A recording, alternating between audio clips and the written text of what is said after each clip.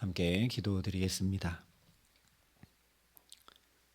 아버지 하나님, 그저 자고 일어나는 것이 아니라 주님과 함께 죽고 주님과 함께 사는 것을 온 몸으로 경험케 하시고 새날 주시니 감사합니다. 그 주님 언제나 바라보며 영광의 그날이 이르도록 주와 함께 동행하고자 이 첫 시간 또 은혜를 구하오니 하늘 문을 여시고 우리 가운데 생명과 사랑과 은총으로 가득 채우시며 역사하여 주시옵소서. 예수님 이름으로 기도합니다. 아멘. 오늘 우리에게 주시는 하나님 말씀은 사무엘상 31장 1절부터 6절의 말씀입니다. 사무엘상 31장 1절부터 6절의 말씀을 봉독해 드리겠습니다. 하나님의 말씀입니다. 블레셋 사람들이 이스라엘을 치매 이스라엘 사람들이 블레셋 사람들 앞에서 도망하여 길보아 산에서 엎드러져 죽으니라. 블레셋 사람들과 사울과 그의 아들들을 추격하여 사울의 아들 요나단과 아비나답과 말기수아를 죽이니라. 사울이 패전함에 활 쏘는 자가 따라잡으니 사울이 그 활 쏘는 자에게 중상을 입은지라. 그가 무기를 든 자에게 이르되 내 칼을 빼어 그것으로 나를 찌르라.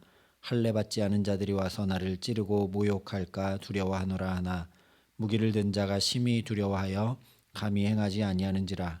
이에 사울이 자기의 칼을 뽑아서 그 위에 엎드러지매 무기를 든 자가 사울이 죽음을 보고 자기도 자기 칼 위에 엎드러져 그와 함께 죽으니라. 사울과 그의 세 아들과 무기를 든 자와 그의 모든 사람이 다 그날에 함께 죽었더라. 아멘. 드디어 사무엘상이 끝나는 마지막 장입니다. 오늘 말씀은 누가 봐도 사울의 죽음을 말씀하고 있죠. 내용은 매우 간단합니다. 사울이 블레셋과의 전쟁에서 패하고 자기와 그 아들들과 함께한 자가 모두 죽습니다. 특별히 사울은 적군의 손에 치욕스러운 죽음을 당하지 않기 위해서 자기 칼 위에 엎드러져 죽었다라는 것이 마지막 장 내용의 전부입니다. 이것은 한날 한 집안이 다 죽었던 엘리의 죽음을 떠올리게 하죠. 결론부터 말씀드리면 죄로 인한 심판을 받은 것이 바로 오늘 사울의 죽음이라는 것입니다. 이것이 오늘 말씀 여러 군데에 드러나 확인시켜주고 있습니다. 9절 말씀과 역대상 10장의 말씀을 보면 블레셋 사람들이 사울의 머리를 베어 다곤 신전에 두고 목이 없는 시신은 벳산 성벽에 못 박아둡니다. 12절 13절이 전하고 있는 것처럼 사울의 시체를 그래서 길르앗 사람들이 가져와 화장하여 장사합니다. 고대 이스라엘에서 그리고 예수님 시대에도 매장하여 장사하지 화장하는 법은 없습니다. 시신을 불태워 화장하는 경우는 그가 흉악한 범죄자일 경우였다고 합니다. 예를 들면 하나님의 말씀을 어기고 여리고성 전투에서 승리한 전리품을 혼자 몰래 챙겼던 아간이라는 사람의 경우 그 시신을 불태우고 그 자리가 아골골짜기가 되죠. 그러니 사울의 죽음은 그야말로 심판받은 처참한 죽음이 분명합니다. 실제로 역대상 10장에 보면 사울이 죽은 것은 여호와께 범죄하였기 때문이라. 그가 여호와의 말씀을 지키지 아니하고 또 신접한 자에게 가르치기를 청하고 여호와께 묻지 아니하였으므로 여호와께서 그를 죽이시고 그 나라를 이새의 아들 다윗에게 넘겨주셨더라 말씀합니다. 이 말씀이 전하고 있는 그대로 죽음은 삶의 열매입니다. 사울이 하나님의 말씀 지키지 않고 살았고 심지어 신접한 자에게 물었고 하나님께 묻지 않으며 살았던 그 삶이 이런 열매를 거두었다는 거죠. 어떻게 살았는가가 곧 죽음으로 나타납니다. 그러니 이 사울의 마지막을 보면서 말씀과 기도가 얼마나 중요한지 다시 깨닫게 되는 거죠. 말씀을 지키고 살아야 되고 하나님께 물으며 기도함으로 살아야 되는구나. 그렇지 않으면 사울의 마지막처럼 비참한 삶으로 마감하게 되는구나 하는 것을 분명히 보라는 겁니다. 그러니 주님의 말씀 준행함과 하나님께 먼저 묻고 구하는 기도의 삶을 살아가는 저와 여러분 될 수 있기를 바랍니다. 그 삶이 열매 맺는 아름다운 의인의 죽음을 바라보며 소망 가운데 살아가게 하시는 귀한 은총 주시기를 예수님의 이름으로 축원합니다. 그런데 오늘 말씀은 구약의 다른 인물들의 죽음에 관한 말씀들과 조금 다른 면이 있습니다. 사울의 죽음은 아브라함, 이삭, 야곱, 요셉처럼 하나님의 사람으로서 죽은 복된 죽음을 말씀하는 것이 아니라 패전하여 칼에 엎드러진 죽음을 말씀하고 있기 때문에 다르다는 것이 아닙니다. 사울의 죽음 자체만 아니라 그 죽음에 대한 반응을 여러 가지로 전하여 주고 있기 때문에 다르다는 겁니다. 보통 성경이 죽은 인물에 대해서 애곡의 기간, 그 애곡의 기간이 얼마나 되는가, 즉 긴가 짧은가와 장사 지낸 장소가 어디인가, 열조의 무덤인가 아닌가를 밝히면서 그 사람이 믿음의 삶을 살았는가 아닌가를 드러내 보여줍니다.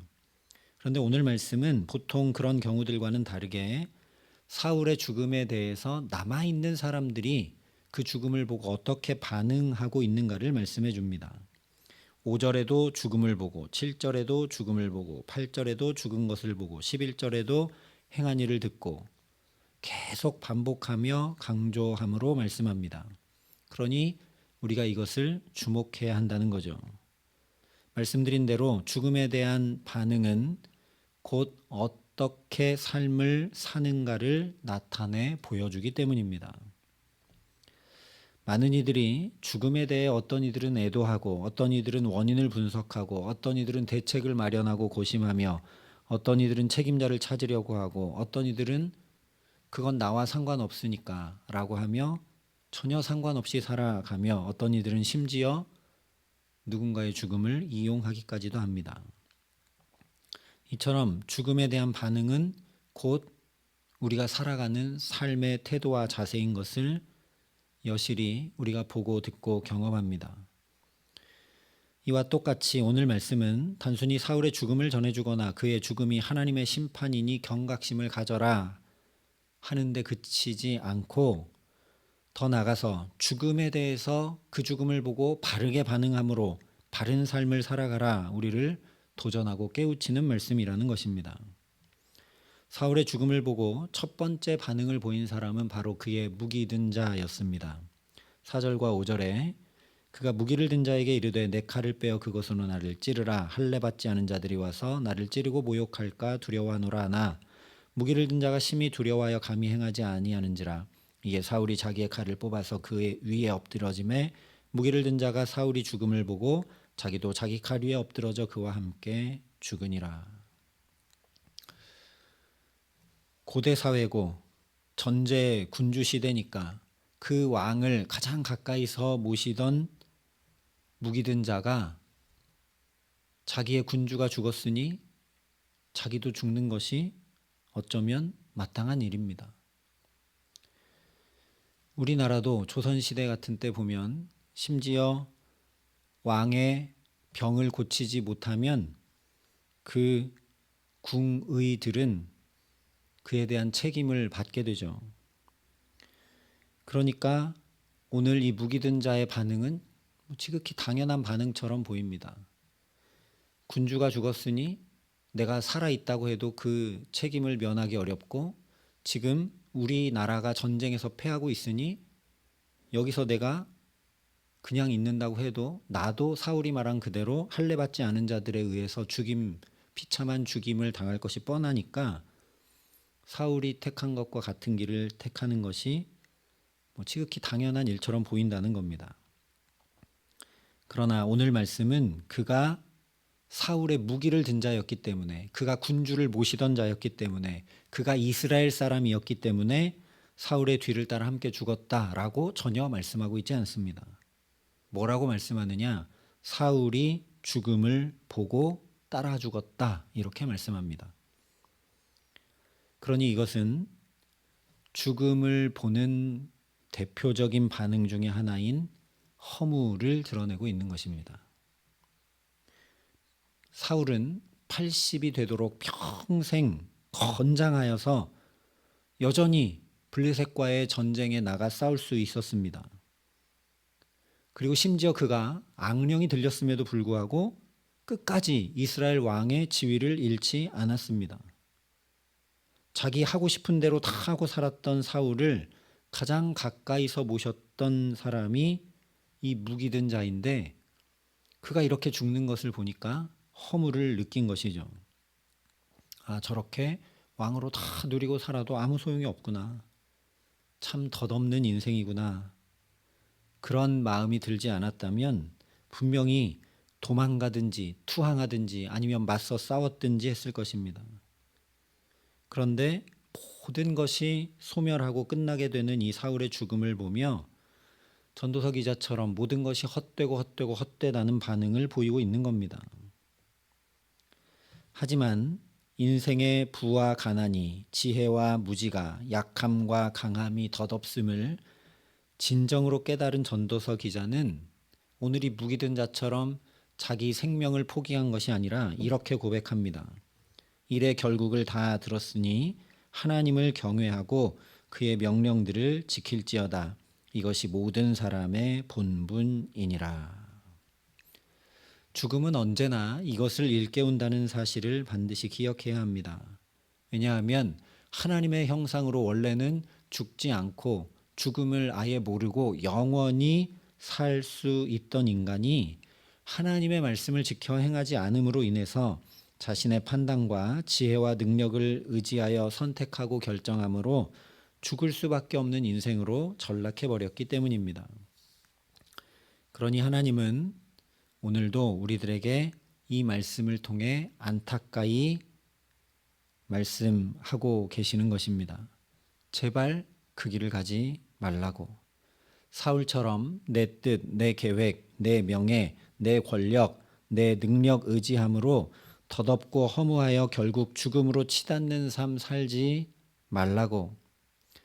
혼돈을 질서로, 공허를 충만으로, 흑암을 빛으로 온전히 변화시킬 뿐 아니라 심히 아름다운 창조의 역사를 일으키시는 능력의 말씀 의지하여 살라고. 그래서 아무리 힘쓰고 애쓰고 노력하고 쌓고 채워도 결국 덧없고 의미 없는 인생이 아니라 의미 있고 보람되고 신명나며 참으로 생명을 주되 풍성히 주어 결국 영원한 생명을 얻게 하는 이 말씀 따라 살아가라. 안타까이 오늘도 저와 여러분을 부르시는 줄 믿습니다. 우리 아버지 하나님은 그냥 우리를 부르실 뿐 아니라 말씀이 육신이 되셔서 말씀을 살아냄이 무엇인지, 그렇게 말씀을 따라 살 때 정말 사망 권세도 아무 소용없는 부활의 찬란한 생명의 역사가 어떻게 나타나는지 독생자 예수 그리스도를 통해 그 길을 분명하게 보여주셨습니다. 그러니 우리도 덧없는 것 같은 마음이 들 때, 허무한 것 같은 마음이 들 때, 뭐 이렇게 해서 무슨 소용인가 하는 그런 어둠의 그림자가 우리 삶과 마음에 들이우려 할 때 더욱 하나님의 말씀을 붙들고 나아갈 수 있기를 바랍니다. 하나님을 경외하고 이렇게 해도 결국 덧없구나 하는 것이 아니라 반드시 이루어진다. 이 말씀은 그대로 된다. 그리고 그대로 되어 영원한 생명을 얻게 한다.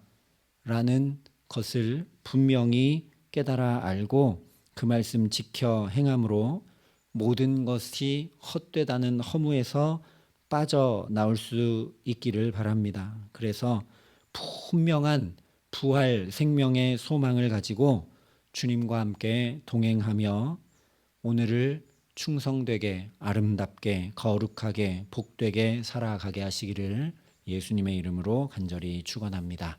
함께 기도하시겠습니다.